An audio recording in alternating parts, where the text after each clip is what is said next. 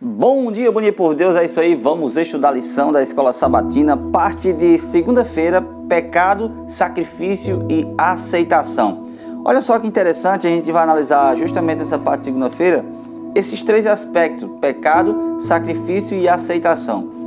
A gente vai ler em Hebreus capítulo 9, versículo 22, a seguinte afirmação: com efeito, quase todas as coisas, segundo a lei, se purificam com o sangue, e sem derramamento de sangue não há remissão de pecados. Olha só que interessante. O método apontado por Deus para que o pecador do Antigo Testamento se livrasse do pecado e da culpa era o sacrifício de animais.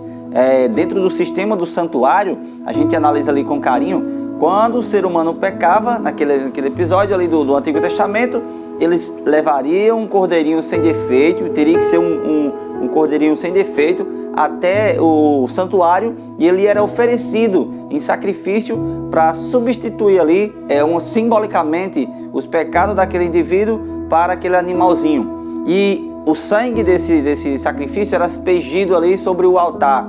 E é interessante a gente notar que todo esse processo ali acontecia e ele apontava para algo maravilhoso que viria a acontecer. Só lembrando uma coisa bem importante, que, olha só, as pessoas que pecavam e que, portanto, havia quebrado o relacionamento de aliança e a lei que o regulamentava, poderia ser restaurado a plena comunhão com Deus e com a humanidade ao trazer um sacrifício animal como substituto. O sacrifício com seus ritos eram os meios indicados por Deus para realizar a purificação do pecado e da culpa. Eles foram instituídos para purificar o pecador, transferir o pecado e a culpa individual para o santuário por meio da aspersão do sangue e restituindo a plena comunhão do penitente com Deus pessoal, que é o Senhor Salvador. Olha só. Agora, qual era o significado profético do sacrifício de animais? É interessante a gente notar que todos esses rituais que eram feitos ali dentro do santuário, ele apontava para algo grandioso que ia acontecer e que viria futuramente. Quando você vai para o livro de João, capítulo 1, versículo 29, você vê o profeta João Batista avistando Jesus chegando próximo ali ao Rio Jordão, e ele diz assim: eis o Cordeiro de Deus que tira o pecado do mundo.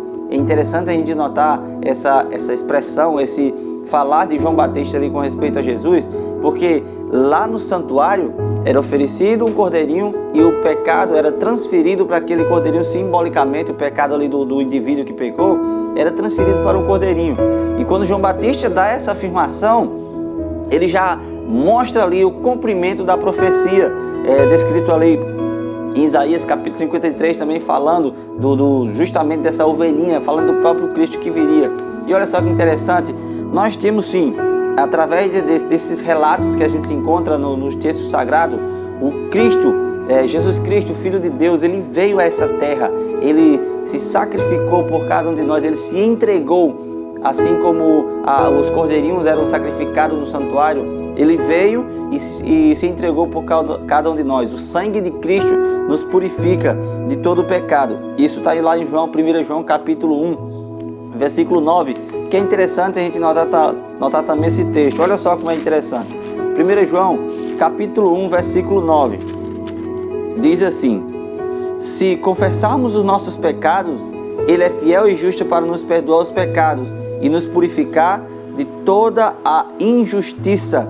Então olha só que interessante, o próprio Filho de Deus, ele é capaz de nos perdoar, porque ele se entregou, todos os nossos pecados ali foram transferidos para o Filho de Deus e ele se entregou por completo para nos salvar. E é interessante a gente notar que esse sacrifício foi dado para toda a humanidade, foi entregue a você. Deus se entregou por você. O sangue de Cristo foi derramado pela sua vida. Que nós possamos fazer reconhecer esse sacrifício que Deus fez por cada um de nós e possamos se entregar por completo através do estudo da Tua Palavra e dizer: Senhor, eis-me aqui. Eu sou um servo do Senhor e quero servir-te. E Deus possa abençoar você nessa manhã e eu convido vocês a orar nesse exato momento. Eterno Deus e grandioso Pai, te louvamos, Senhor. Te agradecemos por essas palavras e obrigado, Pai, por ter permitido que o Teu Filho viesse a essa terra morrer por cada um de nós. Sabemos que Ele ressuscitou e hoje Ele vive e também pode nos transformar. Que Teu Santo e Bom Espírito venha estar conosco, nos purifica de todo o pecado, Senhor. É isso que te pedimos e te agradecemos em nome de Jesus. Amém.